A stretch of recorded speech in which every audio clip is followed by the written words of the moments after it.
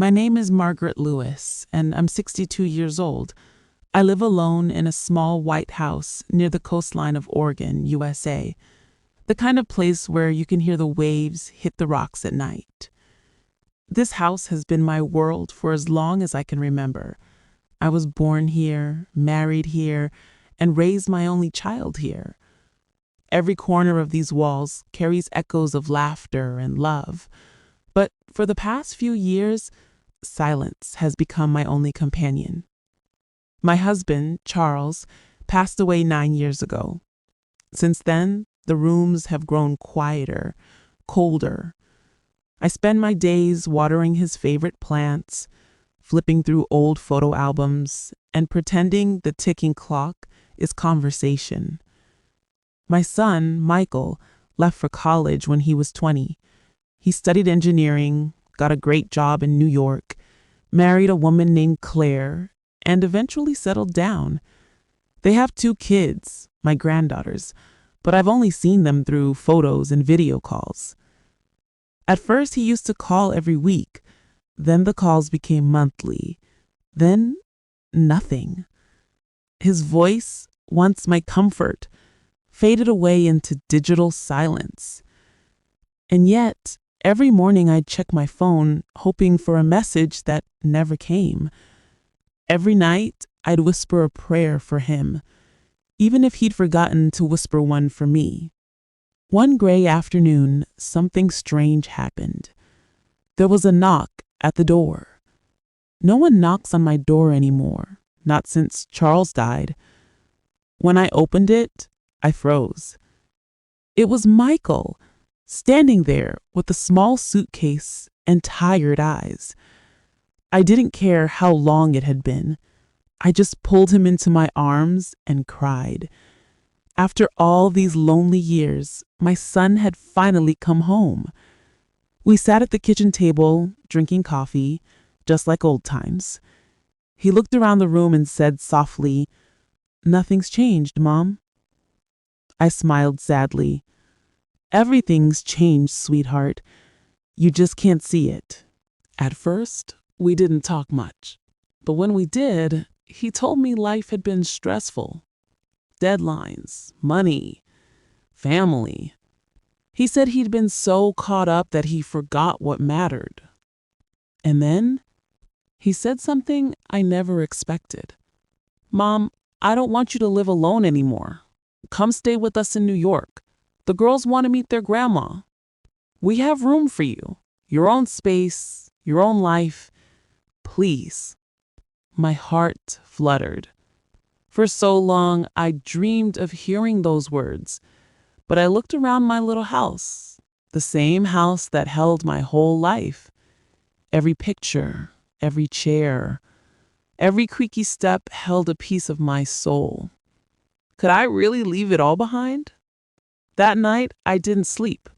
I thought about the past, about bringing baby Michael home from the hospital, about his first steps on this very floor, about the way Charles used to lift him up and say, "You'll go far, son."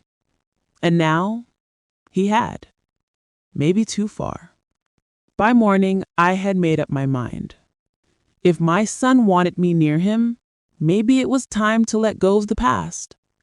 When I told him yes, his eyes softened with relief. He said we should sell the house. It would be easier to start fresh. He promised he'd handle everything. I just had to sign. So, I did. I signed away the home that held my entire life. Within 2 weeks, the papers were done. The house was sold.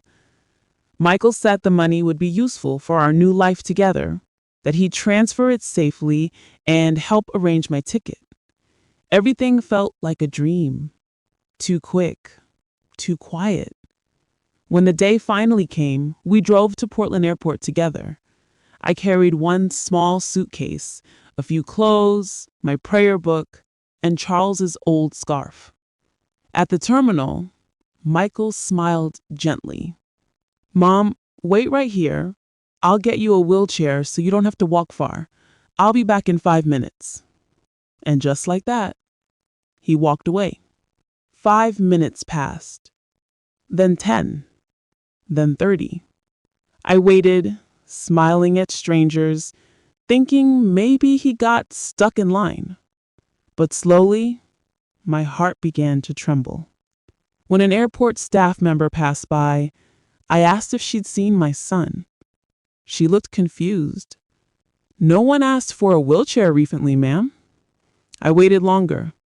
40 minutes. 50. Then a security officer approached me. He asked if I needed help. I told him everything about my son, our flight, our plans. He nodded softly, asked for Michael's name, then disappeared for a few minutes. When he came back, his eyes told me everything before his mouth did. "Ma'am, your son boarded the flight alone." I didn't move, didn't speak, didn't even breathe for a moment. My son had left me. He had taken the money, the house, and my trust, and left me behind. I sat there in that cold airport for hours, clutching Charles's scarf, trying to understand.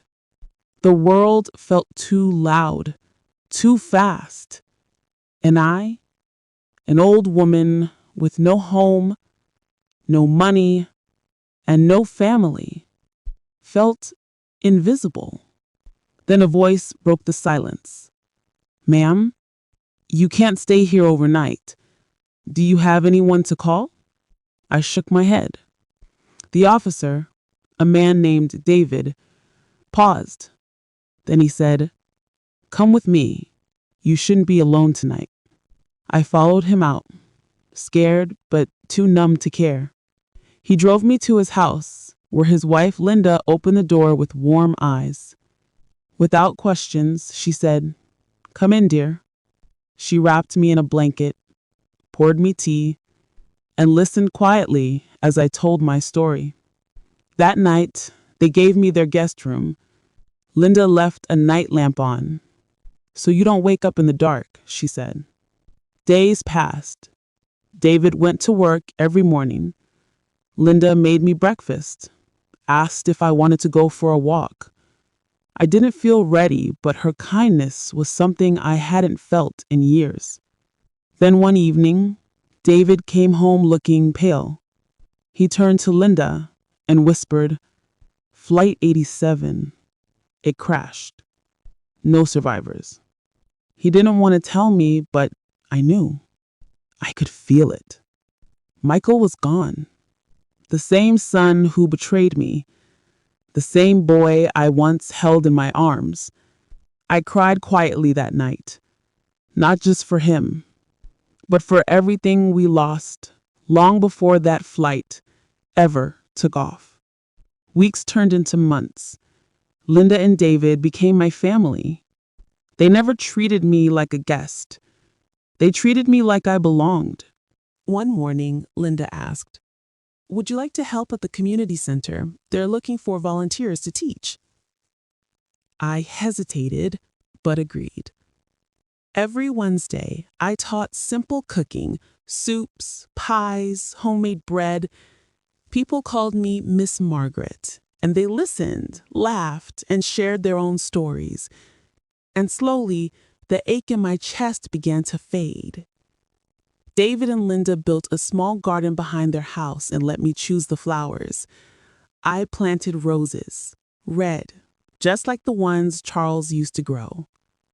One evening, after dinner, David handed me a small frame. It was a photo of the three of us, laughing in the park. Below it, he had written, "Family isn't always blood. Sometimes it's who stays when everyone else leaves."